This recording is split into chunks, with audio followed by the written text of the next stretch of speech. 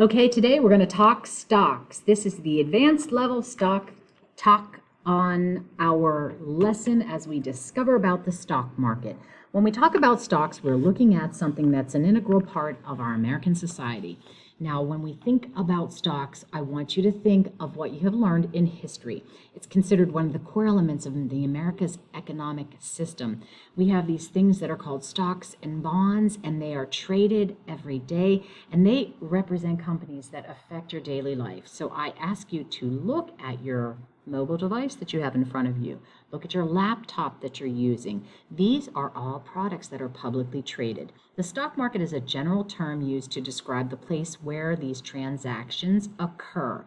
We buy stock, we sell stock, and this is all taking place on one of the stock exchanges throughout the world. There are 7 stock exchanges in North America, and there are many stock exchanges throughout the world. Stocks in general are called a share of ownership in the assets and earnings of a particular company. A stock certificate, it used to be an actual piece of paper, but now it's just a digital piece of, it's just digital now, and it's digital ownership that they have, and you buy and sell, and it's kept track of digitally. The stock certificate shows that you own a share of stock. Now, another type of investment is this thing called a bond, and it's a type of debt that a company issues to these investors for a specific amount of time, and it may be offered at a fixed interest rate. So bonds are not as risky as stocks. And some people buy bonds because, number one, businesses need to issue bonds because they're in debt and they need money to get out of debt, to buy things. We have in our school district, we issue bonds when we have to buy something. The stadium, when we bought the asphalt, we had to have a bond. For the technology that you're using, we issued a bond. So it's debt services is really what it is. Okay, why do companies issue stocks? The main reason that a stock is issued by a company is because they want to grow or expand, and it can choose to do this by selling stocks. When you sell stocks, that's how you raise money to pay for whatever it is that you want to use in your company. The company doesn't have to repay the money. The company gets the money, and it allows the owners of the company to make some decisions for the business. And you don't have to pay the money back. You don't even have to pay a dividend. You just take the money and you use that money to run your business. So what is this thing called a dividend? A dividend is a distribution of earnings that's paid to our stockholders. The first time a company goes public, it's called the initial public offering, and that's the very first time that a private company is offered for a public exchange.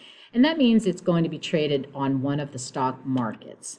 Now, when we look at risk and return in relationship to the stock market, when you're looking at risk and return, the greater the risk, the greater the return. So when we're looking at risk and return, we have to first define risk. Risk is known as uncertainty about an outcome. Each time you leave your house and you drive in a vehicle, you risk something. When you fly on an airplane, you risk something. You risk that you may not get to your destination because it is possible that you could have a crash. I could fall down the steps. So there's a great amount of risk with everything that we do. But that doesn't mean that we don't do these things. When we look at the stock market offers a higher rate of return. So you get your original investment plus you earn a little bit more. And that's always expressed as a percentage. And for a ballpark figure, it's stated that the stock market return is anywhere on average from 7% all the way up to 24%, depending upon the company. Okay, so an investor is someone who is looking for a higher rate of return. So these investors are willing to accept that higher degree of risk in order to make more money. And these stock investments tend to offer higher rates of return on the initial investment since it's a less liquid investment and there's more risk. So when we say less liquid, we say it's a less liquid investment. When we talk about liquidity, it's how quickly something can be converted into cash. In the stock market, you'll always hear me talking about diversifying your portfolio. And I'll use the analogy, never put your eggs in one basket. You need to have a healthy breakdown of different types of investments so that you diversify your portfolio. You may have some high risk stocks, you may have some speculative stocks, and you also may have some stocks or bonds that are less risky. And you may have some mutual funds which are even less riskier than stocks. And we'll go over some of those as we study more about our stocks. When we're looking at this thing called the growth pyramid, I want you to look at the bottom. The bottom is where you have your solid base. And at the bottom, those investments at the base are not as risky as those investments at the top. So at the bottom, you have some savings bonds, CDs, which are certificates of deposit, cash value life insurance. We have annuities, pension funds, money market accounts, and then bank accounts. But I will tell you that the lower the investment is on the pyramid, the lower the return. As you increase on this investment pyramid at layer 2, you're going to see you have some corporate bonds, some preferred stock, some treasury securities, and some government bonds. When you get to the third level, you have blue chip stocks, growth stocks, real estate, and mutual funds. Here's a tech tip from Miss Charles. If you can own real estate and you're called a landlord, you're making money. So anytime you look at diversifying your portfolio, throw in some rental properties so that you have a diversified investment portfolio. Now, at the tippy top is this thing called your speculatives or your junk bonds and collectibles, and then these options and futures. That's where you have your greatest risk. So I will tell you, don't be afraid. Once you grow some income, don't be afraid to dabble in a speculative stock, but don't put all of your eggs in the speculative stocks, okay? So we have two types of stocks. We have the preferred stock and we have common stock. Preferred stock and common stock. Common stock are shares of ownership in a public corporation, and this is our most basic form of ownership. With common stock, you get one vote per share of every share that you own, to determine the company's board of directors. The opposite is this preferred stock. Preferred stock is not as risky as your common stock. Preferred stock has a fixed interest rate where they pay the dividends and they have priority over common stock. So preferred stock gets paid over common stock, but it's usually a fixed percent. And it's not as risky as common stock. But with your preferred stock, you don't have any voting rights, and you have this fixed value stated on the stock certificate. So you can earn more if the company does better because you have your preferred shares of stock, and that's a set interest rate. The next thing is the stock certificate. Usually it's provided as a digital certificate, so when you go to buy a share of stock, you will have an investment portfolio and it will show you how many shares of stock. Now, this concept of a dividends are stated as a percentage rate, and it's known as par value or market value. So when we look at our par value or market value of the shares of stock, it's always going to be expressed in an interest rate. Now, ways the stock market value may change. The price per share or the dollar value of the stock increases or decreases. So this fluctuates. So step one way it can change is if you look at the political arena, what's happening in our economy. If you look at what happened in March with the pandemic, stock prices dropped down a little, but then they went back up. Another way that the stock value may change is when you have this thing called a stock split. A stock split occurs when the shares of stock are divided into larger shares of stock. So the stock options may be divided. That's called a stock split. Next way that you can increase the value of a share of stock is when you have a merger between companies. Sometimes 2 or 3 companies join into one and they become more powerful. So a merger would increase or decrease, could possibly decrease the value of the stock. And then the last way that the stock value may change, if a dividend is paid out. So if you pay a dividend rather than taking that dividend and reinvesting it into the company, that may change the value of the stock. Vocabulary terms. Market price is the amount a buyer is willing to pay and the amount that a seller is willing to accept for the stock. That's known as the price per stock, and it's based on the interest rates of the economy. So it's based on what's happening in the economy. So when I show you what's happening with the Dow Jones Industrial Average or the NASDAQ or any of those market indicators, that's a good indicator of what's happening in our economy. Par value is the fixed value stated on that preferred stock certificate. That's going to be printed in your digital portfolio so you know exactly what you're getting. If you look at this example, if par value is 7% and your stock is worth $100, that means for every $100, you're earning 7%. So you're actually earning $7 per share of stock for each share that you own. When comparing common and preferred stock, with common stock, you get voting rights. With preferred stock, you don't have any voting rights. With common stock, you don't have any guaranteed dividend. With preferred stock, you do have guaranteed dividend. With common stock, you have no represented and control in the board. With preferred stock, sometimes you do have some representation and sometimes you have some control. The risk associated with common stock is higher than the risk associated with preferred stock. Remember, the greater the risk, the greater the return. Now, some important vocabulary terms that you need to be familiar with is these income stocks. Income is this concept of, we have an example of a utility company like Con Edison, Metropolitan Ed, UGI, Penelec, any of your utility companies. They have higher dividends because that company chooses to retain a small portion for its profits. And those companies have a steady stream of income, like I said in class. Everybody needs electricity. It's not like you have a choice. And everybody pays for electricity. You must have lights in your home. You must have utilities in your home. You have to have water.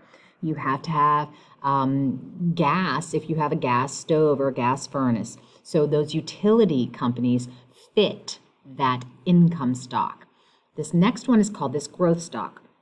Growth stock is a company who has a consistent record of relatively rapid growth, meaning they came in and they grew at a rapid rate. And they earned in all economic conditions, meaning they earned if we were almost in a recession, if we were in a period of growth, they earned no matter what. And typically with those growth stocks, they're new companies that come into the market and they don't pay any dividends to their investors, so they reinvest it back into the company. And that's why they're growing. Okay? Next, we have these blue chip stocks. Blue chip stocks are like these well-known businesses that have been around forever. They're nationally recognized companies and they dominate in their particular industry.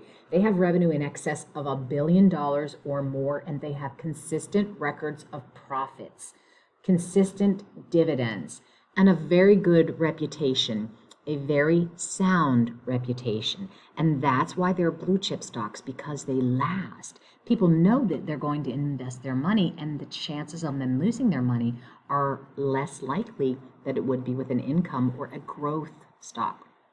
This emerging growth is just like it sounds, something that is coming new on the market. So a young firm is an emerging industry that consists of a few companies and often centered around new technologies. So of course we have alternative energy sources like solar powered. So when you think the future, you are looking at this renewable energy like wind and solar, where it's a higher risk, but the prospect for growth is higher. Now, based on the characteristics associated with cyclical, these cyclical stocks are stocks that come from these companies that are influenced by the economic business cycle. Okay, so I have not talked to you about economics. So I want to talk about the 4 stages of growth. You have growth, you have recession, you have depression, and you have prosperity. And when you look at our economy, they go in this thing that's called a cyclical. It goes up and down. So a cyclical stock is a stock that's greatly influenced by changes in the business cycle. And they're usually companies that operate in major consumer dependent industries like the automobile or the airline industry, where it is it's cyclical. Think again about the pandemic and what happened to the travel industry. I want you to think all travel came to a halt. So those are cyclical stocks. Automotive companies are cyclical stocks. In 2008, when we had our recession, the automobile industry suffered a great deal, and they had to cut back on production, and they had to cut back on their expenses. And one way they did it is there were no car commercials on TV at that time. That was the only nice thing, is you weren't inundated with so many commercials. So those are cyclical stocks. Countercyclical are defensive. They're also called defensive. Those stocks are associated with companies that have consistent returns even when the economy is suffering because their products are in high demand. Grocery stores, utility companies are also considered countercyclical stocks. I just read somewhere that during the pandemic, Hershey Foods had consistent profits because during the pandemic, people were outside in their backyard around their fire pits. And if you've ever been outside around a fire pit, you know that people make s'mores around their fire pits. And what do they need to make s'mores? They need Hershey's chocolate bars. These speculative stocks are companies that have spotty earning patterns, but they have the potential for future earnings. And it's like pharmaceutical companies. So when this pandemic hit, one of my former students contacted me and asked me a question. How could I get involved in the stock market now? This young man's in the military. Very proud of him, as I might say. I will be of you if you serve in the military. I said, Tyrese, what you want to do is you want to look at those pharmaceutical companies that will be researching and developing a vaccine for COVID-19. So that's an example of how he took advantage of the information that I gave him to make some money. Okay, this market value of companies. When we're looking at the market value of a company, stocks are valued, they're lumped into types based on their industry or their sector, meaning the transportation industry or the utility or energy sector or the oil sector. So when you look at the market value of a company, a common way to determine the market value of a company is to use what's called this market capitalization size of a company. And this measures the size of the company. And it's calculated by multiplying the number of outstanding shares by the current stock price. So if a company has 1.5 million shares outstanding and the share price is $25, then its market cap is $37.5 million. That's just the number of shares outstanding multiplied by the value per share of stock. Based on that market capitalization and the size, you look at the mega cap is over 200 billion. So it's divided into these groups. Okay, so first is the mega cap, the size over $200 billion. Then you have large cap, which is over $10 billion. An example of a company would be Microsoft. I hate to say Wells Fargo because they did some pretty sleazy, unethical things, and I'm just still not thrilled with them and their discrimination against minority. So our large cap, we have Microsoft. Mid cap is anywhere from 2 billion to 10 billion. And then we have this energy company called Gulfport as an example. Small cap, anywhere from 250 million to 2 billion. We have Nautilus. Micro cap is below 250 million. Here you have your casinos. And then nano cap, you have below 50 million. We have Green Brick Partners. Now, I've never heard of Green Brick Partners, but that's just how the market is broken down by size. Now, there are two ways that we can analyze stock. The first one is the technical analysis of stock trends. And when I show you, anytime you look at a stock, you look at it in terms of a chart, okay? So this technical analysis of stock trends studies the historical charts and patterns and trends of the publicly traded stocks. So you can see we have 3 examples here. So that's one way that you can analyze the history of the stock. The second way is this fundamental analysis of the stock, and that focuses on the financial statements of the company. See, I'm circling back to telling you why it is imperative for you to take accounting in high school, because we do study financial statements. We also study it in entrepreneurship. So everything that I'm teaching you in high school, you will learn about in greater detail as you study business in college. This determines the potential for future growth by analyzing. We look at these key things: revenue, how much money is coming into the business, our earnings, that return on our equity, our profit margin. So you have this formula called earnings per share. EPS is the net income divided by outstanding shares. Net income is found on a company financial statement called the income statement. So it is an important formula to calculate that earnings per share. This price per earnings ratio is another example that's important for you to understand. You take the price and then you divide it by the earning. Okay, when looking at the price per earning, that's a Greek letter beta. You take the price and divide it by the earning to get this ratio.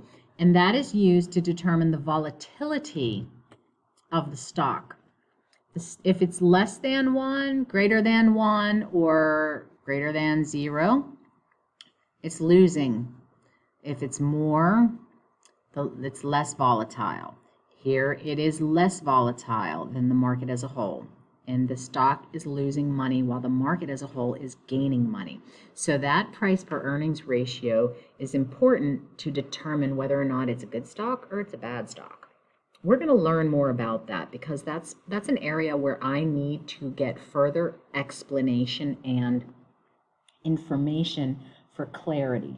So this research part is really important for us to understand that price per earnings ratio. So I'm going to make sure that I consult my person that I asked for help and see what he says. And I'm pleased to say that it's a former student of mine who is involved in the stock market.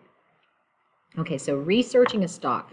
4 numerical measures that we use when we research a stock. First is the book value. The second one is that earnings per share, EPS. The third one is that price earning ratio, that's PE. And then the fourth one is that beta. That's this stuff over here. So those are 3 ways that we will research our stock. And I guarantee I'm going to learn it, so you're going to learn it too. Next, we look at this book value. There's a formula for book value. You have to memorize this formula. You must write this down in your note-taking guide. Your book value is your assets minus your liabilities equal your book values. Well, what are assets and what are liabilities? If you took accounting, you would know that assets are anything of value that you own. Liabilities are what you owe. So book value is what is left over. So our book value helps determine the net worth of a company. It's calculated by subtracting the liabilities. So that's what a company owes from its assets. That's what a company owns. Both of these are found in what's called a company's annual report financial statement, which is called a balance sheet. The book value answer indicates what would happen if a company's assets were sold and their debts were paid off. So this is what would happen if the business no longer continued to operate. So that's why we look at our book value answer. This earnings per share formula, our earnings per share indicates how much a company has available to pay in dividends or to reinvest as retained earnings on a per share basis. So if we look at our EPS, okay, the formula is after-tax earnings divided by the total number of shares outstanding of common stock. That's your earnings per share. So that indicates some information that we can use to evaluate whether or not a company is good for us to invest in. Now, it's an important statistic to consider when evaluating a stock. Now, we determine this by dividing that corporation's after-tax earnings, so you have to memorize this formula. So it's after-tax earnings divided by the number of shares of common stock that are outstanding, and that gives us our earnings per share. On the next two slides, we're looking at this price per earnings ratio. So we should be able to understand this after we go through this PE ratio. You're going to have to memorize this formula. This formula right here, price per share divided by the earnings of the stock. So we're going to look at the relationship between that price per share of one stock and the annual earning of the company. It shows you how much investors are willing to pay for each dollar of a company's earnings. Most companies' price per earnings ratio is anywhere from 5 to 25. So if you look at that ratio in between, they break this down. A financially successful companies may have a higher ratio, anywhere from 7 to 10. Rapidly growing companies are between 15 and 25. And those speculative companies are between 40 and 50. So remember I told you those speculative companies, the risk is greater and the reward is greater, but that doesn't necessarily mean they will have those increases. Okay, so stocks with low price per earnings ratio pay higher dividends. They have less risk, lower prices, and slow growth. Higher price per earnings ratio indicate that it's a firm that's expected to have significant future growth. So that's an indicator of whether or not you would be willing to take the risk by looking at that price per earning ratio. Now, this beta, that Greek B, that measures the stock's volatility. What is volatility? Hey Siri, define volatility. Volatility is a noun, liability to change rapidly and unpredictably, especially for the worse. So that means if the market is volatile, it could just drop. Stocks have an average beta between plus 0.5 to plus 2.0. A negative beta indicates a counter-cyclical stock, and we saw that earlier in the earlier slide, because the price changes are opposite movements of the business cycle. So you know I told you that business cycle, you have growth, prosperity, recession, depression. That's our business cycle. And then a counter-cyclical stock moves opposite. So if you are looking at something going up, that counter-cyclical stock, that price would change in opposite movement of the business cycle.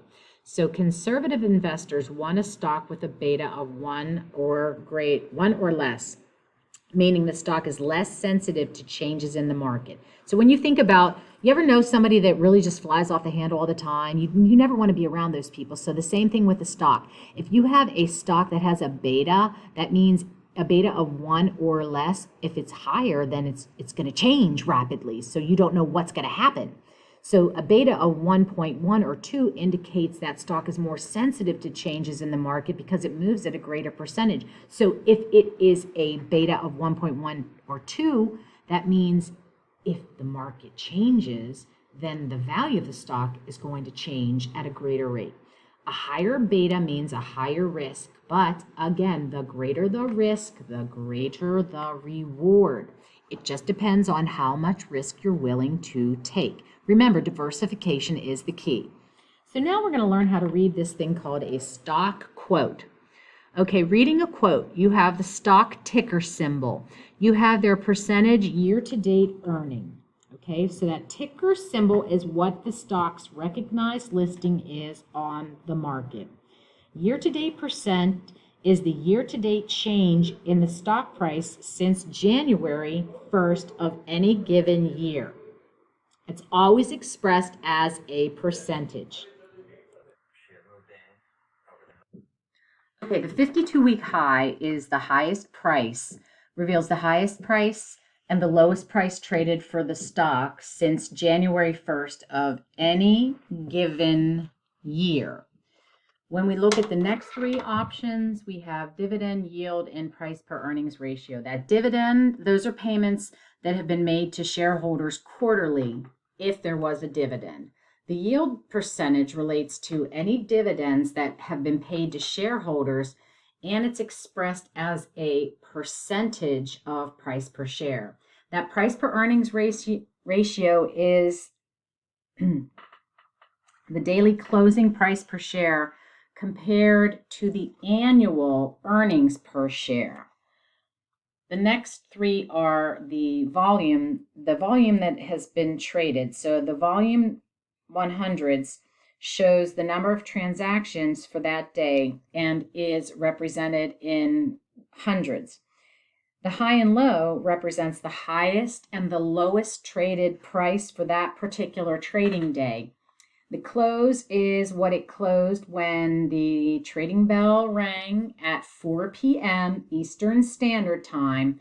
And then the net change reflects the difference between the opening price and the closing price. Let me say that again.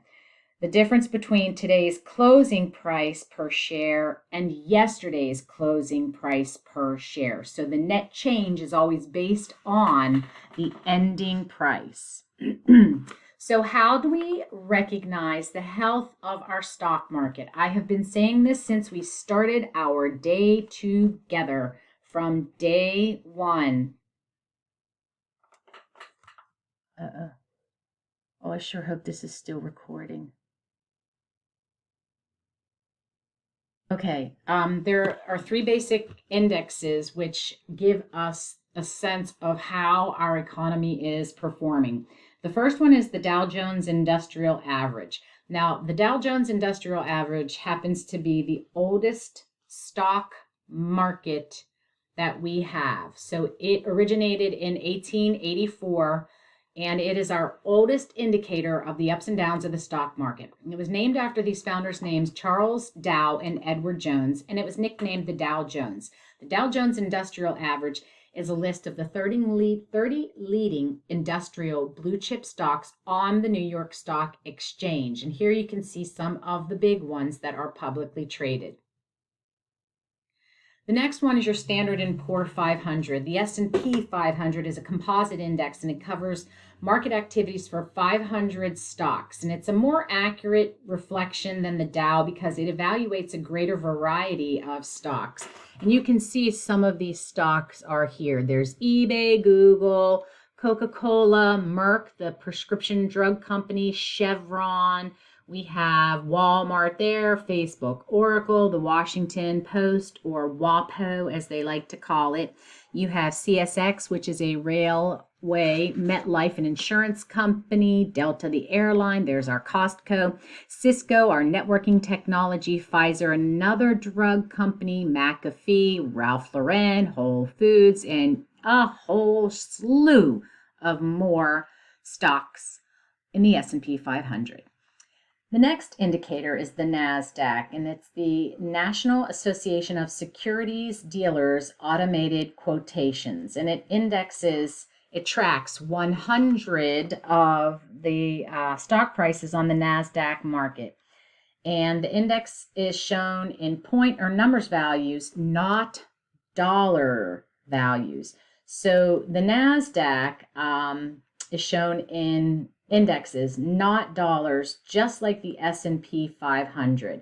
So when you see that number that I show you every day, that's not a dollar value. And I don't know if I made that clear. So I want to make sure that you know that's an index number.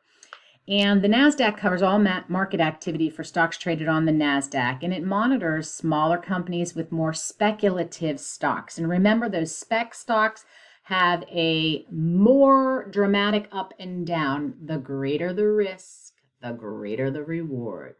And I'm from Pittsburgh, so that Kraft Heinz, originally it was Heinz Corporation, and you can see Kraft and Heinz merged together. When Google first started, it was called Google, and then Google branched off into Alphabet. Here's our Tesla, DreamWorks. Okay, so now you might hear the term bear market or a bull market. So bears versus bulls, or bulls versus bears. Okay, so bears versus bulls. The term bull market describes a state of the economy when prices have risen 20% or more over time. So we have the bull market. So when you think of a bull, do you think of those charging of the bulls? Because the bulls are always charging when you see that in the running of the bulls in Pamplona, Spain. Now, the market's upward trend is the result of investors who are optimistic about the economy and purchasing stocks. So that's a healthy time. Now, think about a bear. A bear market describes a scenario when the market's doing poorly. Bears tend to sleep and hibernate in the winter. So when it's a bear market, that's when the market is seeing a 20% or more decline in prices over time. So investors may hold back from buying stocks and tend to sell what they have on hand. And again, that indicator is a 20% decline in prices over time. A bear market reflects a feeling of less confidence in the economy. Now, when we look at this organized exchange, it would be my ideal field trip to take a group of youngsters to New York City and do a Wall Street tour. And before I retire, ladies and gentlemen, I'd like to make that happen because I have so many students that are working on Wall Street and they would give us a tour of the trading floor. So each exchange has a set of requirements to meet for a company to get listed. Directors of an exchange will look at a company's financials that reveal such things as annual earnings, net assets, market value, the number of common shares offered to the public, and the number of shareholders who own 100 or more shares of stock. So that each exchange has a limited number of seats available where these brokerage firms purchase them to give them the legal right to buy and sell stocks on the exchange. So for a brokerage firm to be able to buy and sell, they have to have a certain number of seats.